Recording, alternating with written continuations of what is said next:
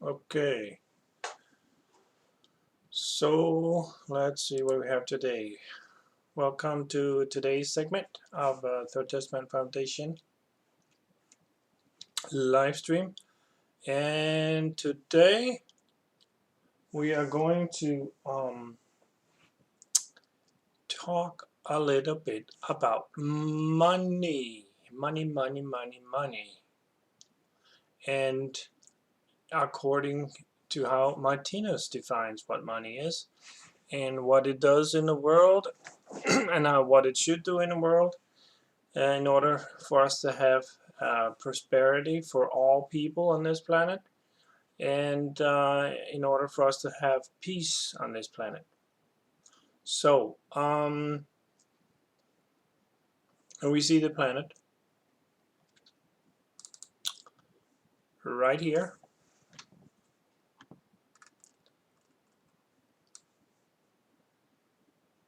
Nice little blue planet here. And it's moving towards the star counterclockwise in its spiral cycle, moving from the orange to the yellow, which means from the killing principle or animal realm, animal-like area or zone of existence to the real human kingdom, or where the law of existence is automatic functions of all the inhabitants on the planet. So that is the real human kingdom, right? Neighborly love reigns sovereign. And in this transition from the orange to the yellow, from the killing to the loving nature, there is of course a little some bumps on the road, yeah. Namely, we see this through the initiation of darkness, hell, or Armageddon. What that means is the killing principle, again orange. This is the animal kingdom. Every man for himself. So this is the selfishness, principle of selfishness. You see the orange come in and the orange go out. Fight fire with fire, yeah. Revenge and so forth.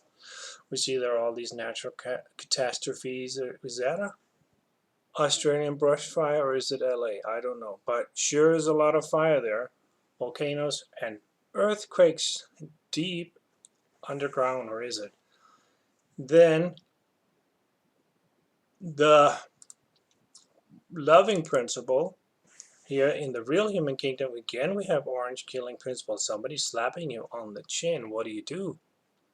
Well, you don't send orange, you don't revenge, you don't kill back, you shake hands, being a symbol of neighborly love, right? The law of existence, treat others the way you want to be treated yourself. And we see that this is now, the retaliation is now not orange but yellow, right? So that is the love. We send love out, we neighborly love out, right? Love existence. And it is a little bit different world. We see how the clouds are gradually dispersing in the light, and that is what Martinez used on the cover of his book, and on the back side of his book he used this, right? So both principles exist in this world. We can't deny this. Grim Reaper, Skullman, whatever he's called. Is it the Punisher? I don't know. But it's a symbol of death. But there is a little silver lining to the dark stuff up there. Yeah, see that? The light coming through. Of course, not as much as here, where we have the whole picture. The fully evolved human being in God's image after his likeness. So this is basically just the law of existence. Do unto others as you want others do to you. And before we go into the text I found relating to money, why is this important? why am I talking about these two, that one and that one? Well, it's because here you have money, right? Buy cheap, sell expensive, profit, profit, profit. Instead of the killing blood, actual predatorial animal like nature, we're actually eating each other's bodies. We don't do that in the as humans, right? Animals do it, but we do it with money.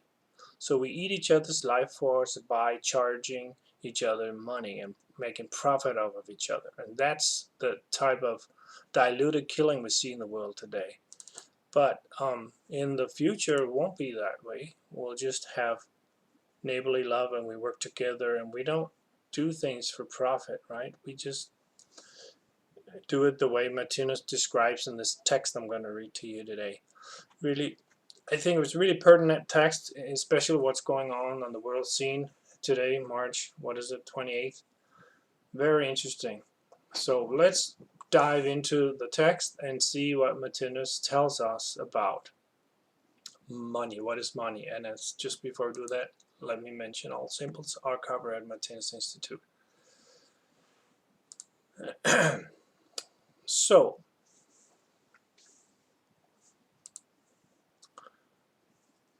the Third Testament, Book of Life 1, sections 76 through 79. And it's, I think it'll take maybe a half hour or so to read. So if you don't have time, maybe just read it at your own pace, right? So you know it's section 76. It's very interesting. I read it and I got a lot out of it. So let me just read this again. I might have some pauses in between if there's stuff. I'm learning this stuff myself, so I might pause and say, hey, what does that mean? And trying to figure it out for myself. So if you already know what it means, bear with me. I'm going to come back to reading it. It's about 3 pages. So, and so the business principle has become fundamental to terrestrial mankind's whole instinct of self-preservation. It dominates the entire material world. Everything is business. Nations are trading, political parties are formed on business, citizens are forced to make deals. Life itself has become an article of commerce. Life is bought and sold.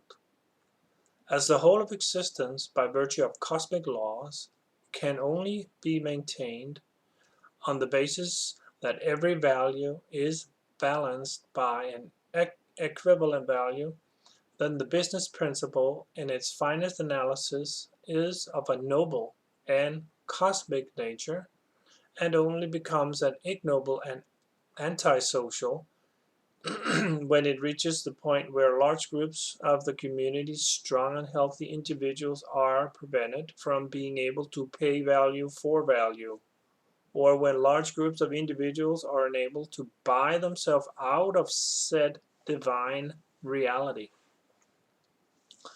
Such conditions will always come about in cases where something is paid for by a price that does not reflect its real value. Thus, one can talk about an excess price as well as a cut price. In both cases there will be a profit, but in the first case it falls to the seller, while in the latter case it obviously falls to the buyer. Such a profit is an unpaid commodity, or a something for which there is not a paid something in return, and consequently, when this surplus is transferred to the buyer's or seller's private property, it must create a corresponding deficit in the whole world economy, as we will realize from what follows.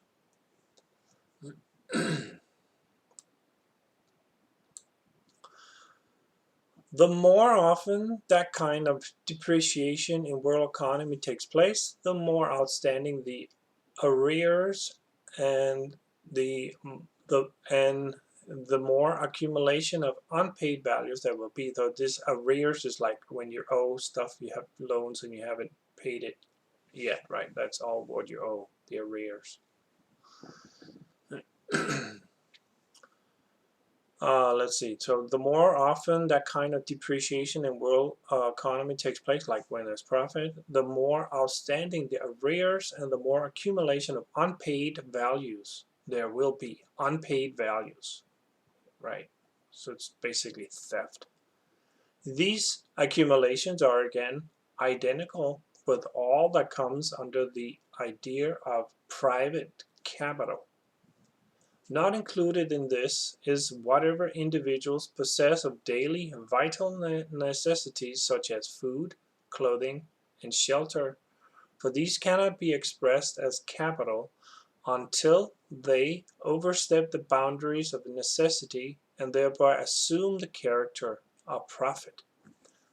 So this is an interesting concept he talks about. Yeah, we have, it's a necessity, but if you have too many necessities or too many rolls of toilet paper, whatever you have like hoarded, it can assume the character of profit. So this is a problem, yeah. So it comes with an example here. When someone has, for instance, 40 suits of clothes in the, closet, but the necessary number is only 4, the other 36 suits constitute capital. So it's like money in the bank, right? But as these 36 suits are actually quite unnecessary to the individual in question, they represent something worthless. For being private capital, they are untouchable for the rest of the community. So they're worthless to the rest of the community. They're just sitting there, 36 suits. Nobody can use them until they sit there and moth will come in and mold will rot the whole thing and they're worthless, right? The same thing is valid when an individual has an annual income of, say, 100,000 kroner. Well, let's just do that. He writes kroner here. Kroner is a Danish currency. It's like traded DKK, Danish kroner. So Kroner, kroner. So if I thought about doing this and just say dollars, but it's because it's written in I think it's like 60 years ago he wrote this stuff, so probably a lot of inflation, so maybe it'll fit with dollars. So I think it's easier to understand if I just say dollar instead of say kroner every time. Kroner, kroner, kroner, kroner, right? What the hell is kroner? So I'm gonna just say dollars even though it says KR, right? It's just a currency marker. So the same thing is valid when an individual has an annual income of, say, $100,000, while the necessary income for his healthy and cosmically seen normal necessities of life in the same period is only $5,000. The remaining $95,000 is then cosmically seen unnecessary capital for the said individual, at the same time as it constitutes a private capital, a corresponding deficit in the housekeeping accounts of the general community. So it's like with the suits, the 95,000 you can't use. They're just sitting there, worthless.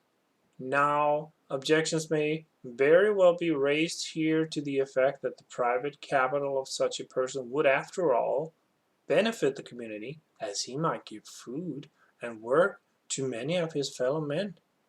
But we must reply to this, that anything which benefits the community in such a way would naturally have to be deducted from the private capital, which, when it comes to it, represents useless profit.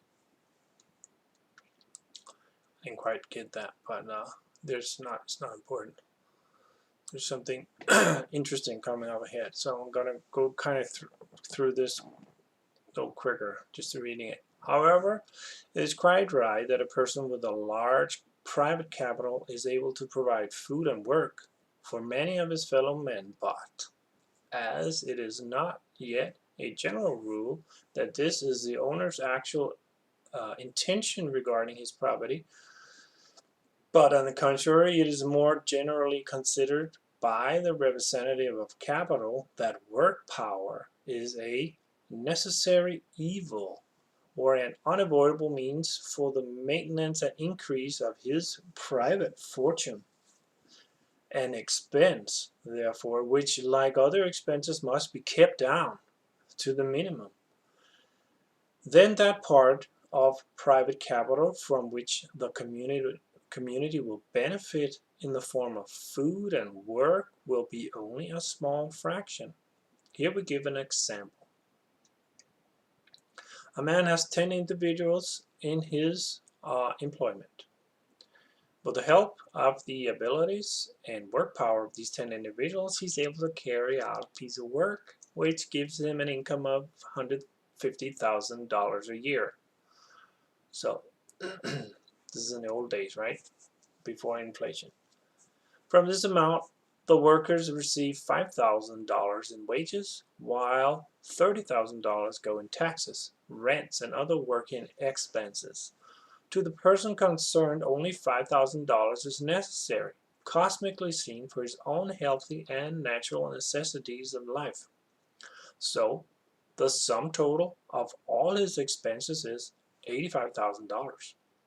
This amount deducted from the income gives a profit of $65,000, which, as the private capital of the employer, is lost to the community, just like the 36 suits in the closet, right? This means, therefore, that with the help of 10 fellow men, he is able to reduce the capital of the community by $65,000, or to make his fellow men in the community poorer by that amount. To obtain food and work for 10 of his members in this way, it would have to give $65,000 as a bonus to the employer. Oh, what? I didn't get that. To obtain food and work for 10 of its members in this way, it would have to give $65,000 as a bonus to the employer. Yeah, still don't get it. Probably not important. When the owners of capital give food and work to others, it is therefore not free of charge, but costs the community enormous sums so large that sometimes the community is unable to pay them. As we shall see later, the result is destitution, like lack of prosperity. This example shows that everything gained as profit and existing as private capital is thus identical with bonuses the community has had to give to the owners of capital so that people can be permitted to earn a few of the barest necessities for the maintenance of life. The product which gave the employer the profit in the above example could therefore have been given to the community cheaper by $65,000. Every profit of this kind, whether large or small, will now become a further liability for the community because, just like power, such profit makes it possible for its agent to oppose the payment of his levies, such as wages and taxes due to the community, and to reduce them as much as possible, thereby enriching himself still more. And so the process continues. As this is the general principle in the present business world, and thereby the general principle of terrestrial mankind's instinct for self-preservation, it is not so difficult to see that people appear in two sharply defined camps, one made up of those who have appropriated valuable goods as private wealth or private capital, and another made up of those who possess nothing. As valuable goods represent power, The camp which has appropriated them will represent the stronger material power and will appear in the world as money power. Since the camp which possesses nothing is made up of a great multitude of people, it will in reality form the true community. Because of its majority, this camp also becomes a power, though much inferior to money power. This power represents the dawning power of the community, or state power. So we have the state power, we the people, and we have the money power. We, not the people.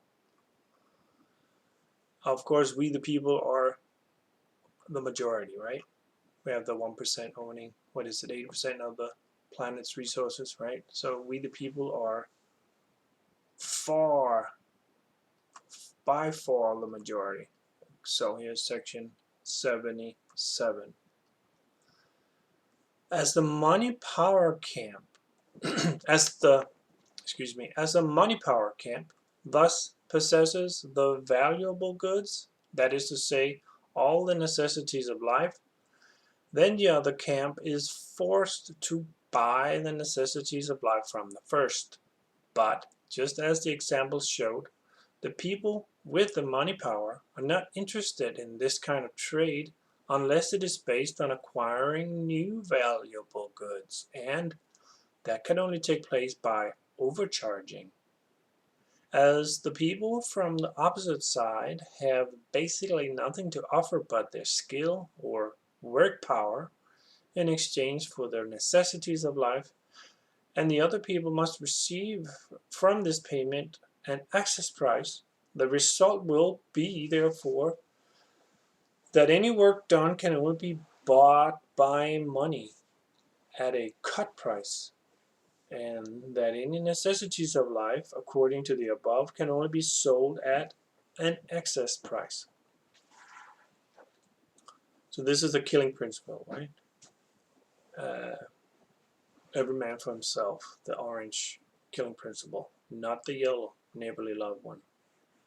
The result of this is that the valuable goods or necessities of life will inevitably accumulate in one of the communities above mentioned two camps, while at the same time they will disappear from the other one, which again causes superabundance, greed, and idleness in the former camp, and poverty, malnutrition, and servitude in the latter.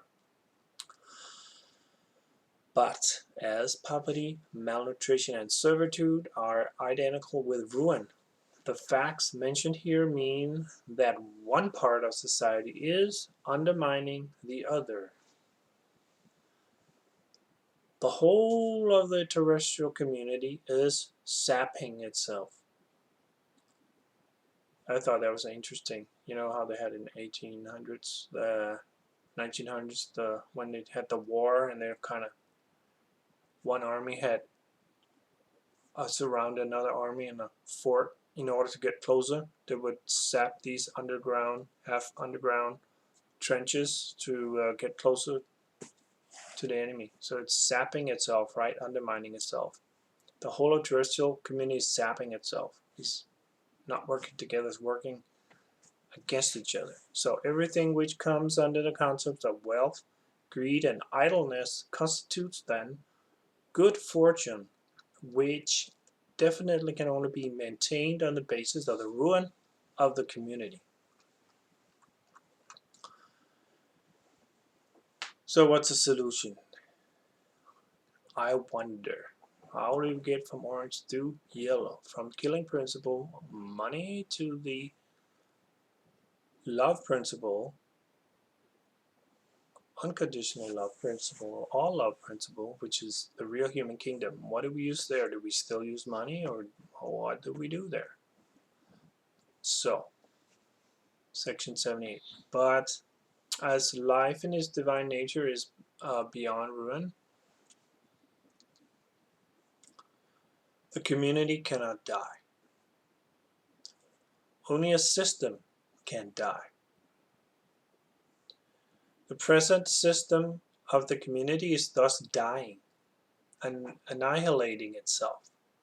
This is all the more noticeable now for the general principle for the general principle in the present order, the system we have now, does indeed mean that any terrestrial person coming into the world without being heir to capital,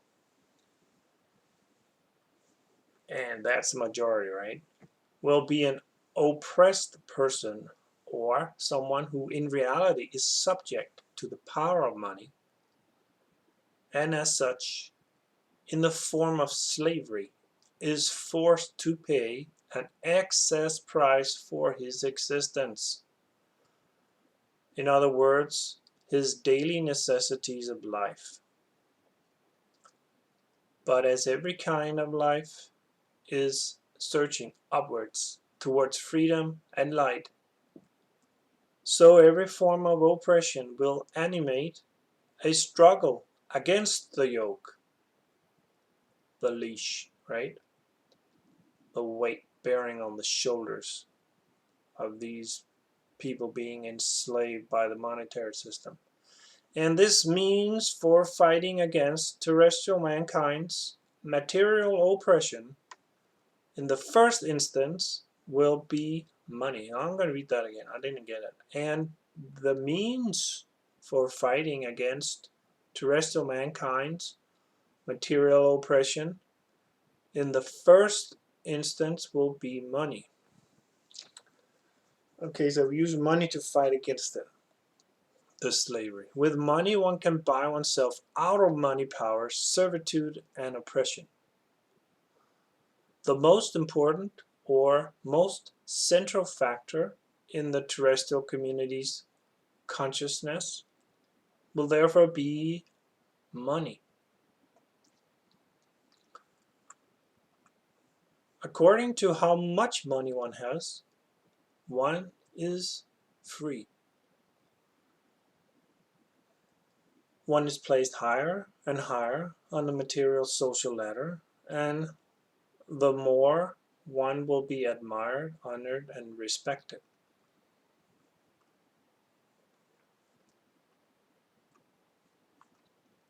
So to be the owner of a fortune constitute an ideal for terrestrial people. And consequently, all upbringing and education is also based on making the individual as well qualified as possible in the struggle for material gain. To be qualified to acquire money thus constitutes a condition of life in terrestrial mankind's instinct of self-preservation, as it is indeed the only means by which it can liberate itself from oppression and poverty. But as becoming a capitalist in the universal but as becoming a capitalist a capitalist is the universal goal, or a goal for which every terrestrial person is trained, then those who have already reached this goal cannot be blamed at all, especially because, as a rule, it is only owing to force of circumstances and not to voluntary renunciation of valuable goods on their part that those who are opposed to capitalism today are not capitalists themselves.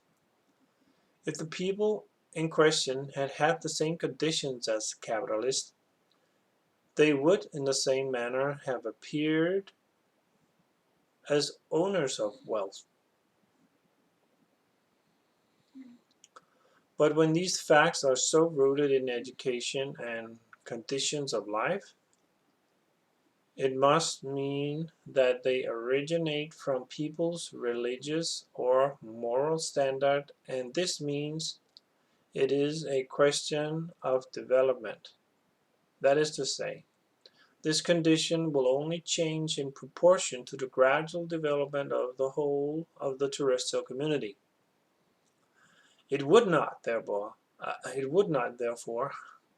be of any help, even if people with money gave away the valuable goods to the other part of the community, or if the valuable goods were suddenly equally distributed between all the individuals of the community.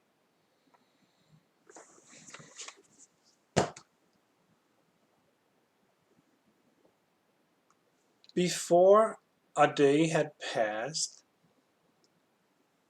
the condition would be exactly the same as previous to the distribution, in that a great number of individuals would then be ruined and others would be rich and prosperous. The real fact of the matter originates in the whole of terrestrial humanity not yet having entirely grown away from the animal kingdom. And to the same degree as it has not grown away from this kingdom, so this is again the orange, right? Orange zone, symbolized by orange in the symbol. So to the same degree as it has not grown away from this kingdom, it would also be bound to show the tendencies of the same kingdom, its manifestations and its conditions of life. Therefore, no blame can be placed on the present social order, neither on the power of money nor the power of the state, we the people, neither on the rich nor on the poor, neither on the criminal nor on the priest, for the social order in question is compelled solely to be an expression of exactly that level of evolution which the average terrestrial consciousness has reached.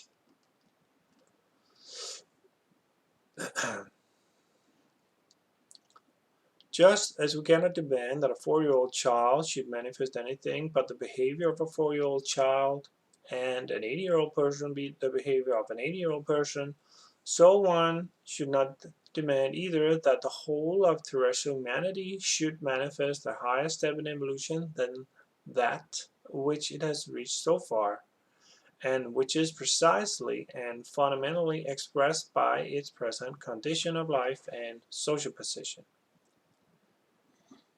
That this condition of life and social position may be of an unpleasant and painful nature does not mean that it is at variance with the divine world plan or with the concept. Everything is very good, and that is not always understandable why it is that. So, for it is just as natural that terrestrial mankind, in evolving out of the animal kingdom and into the real human kingdom, must traverse all the intermediate grades in the zones of experience in order to become grown up in real human existence. As it is natural for every child that is born to go through all ages and zones of experience in childhood for it to be able to grow up into an ordinary life. Just as the little child, not yet knowing that a hot stove cannot be touched without the bare hand getting burned, does touch it and burns itself, so is it with terrestrial man himself. His social order and conditions of life express the fact that he is in a zone where, in many areas, he's burning himself, which again means that he is experiencing the fact that he should have acted differently in those areas. So if the terrestrial human community has arrived at this conclusion, it is actually due to the pain and suffering caused by its own wrong actions, solely concentrating on the animal principle, every man for himself, or better to take than to give, which, as we have just noted, has been the general principle in terrestrial mankind's instinct for self-preservation. So, better to this one is better to take than to give, right? take. Better to take than to give. The Animal Kingdom, Orange Revenge, and here we have the better to give than to take, right? Somebody takes, but you give. Comes an orange, you do yellow. Killing principle, love.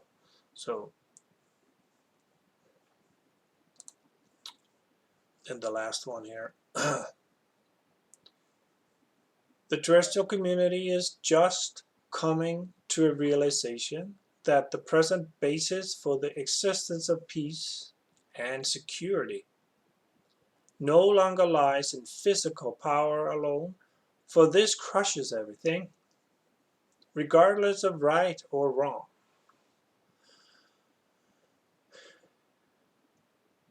But that this physical power, on the contrary, when inextricably bound up with right, will prevent all forms of dissension, war, and mutilation.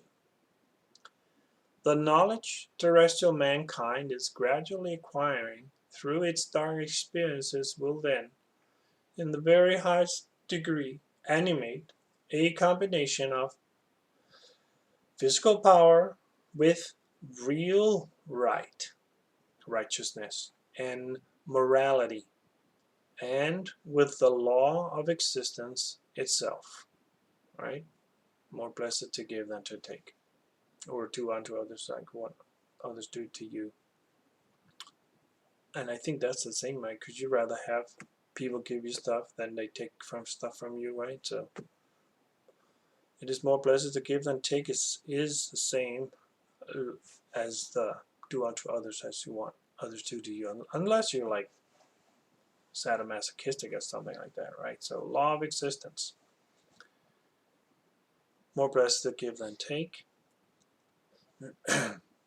So the road to the great peace thus goes exclusively through this association of right with might.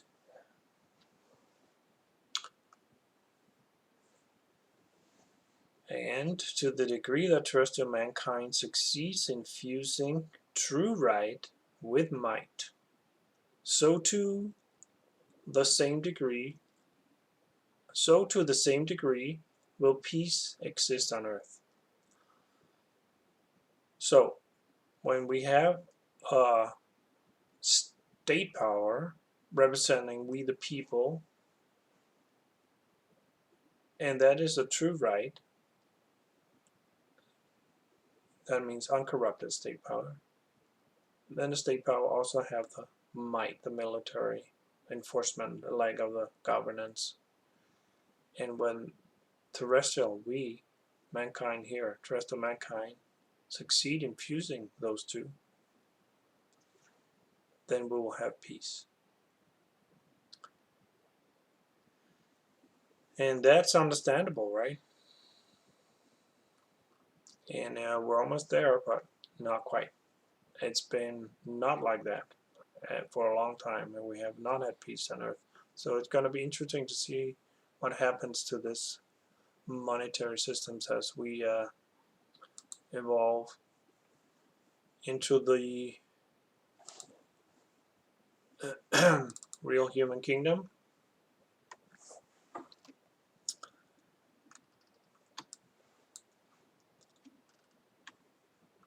So we see how it's a gradual movement towards the star here. More and more yellow coming into the evolutionary stages of the of the planet. So that also means the beings on the planet, including humans, which Martinez states that represent the nervous system of the planet, with the brain cells, right? The brain cells of this planet. Well, imagine how small we are in this. You see the planet there? Like, if you have brain cells, how much can we zoom in like that? Brain cells. I mean, tiny, tiny, tiny little brain cells on this planet. So,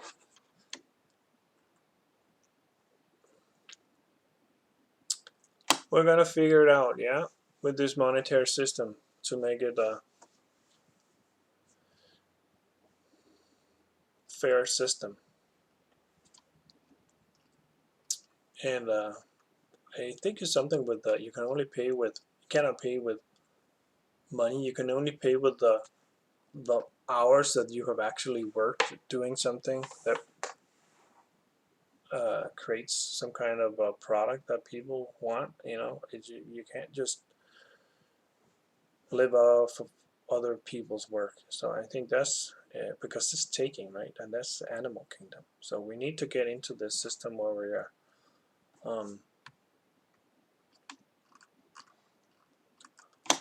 giving. So how do we incorporate that into a fail-safe monetary system that you just have to give, otherwise, you know, you you yeah, what? I don't know. I don't have the answers to that one. So that's going to be interesting to watch how this develops, and we'll see you next time on the live stream here in the Third Testament. And see you soon.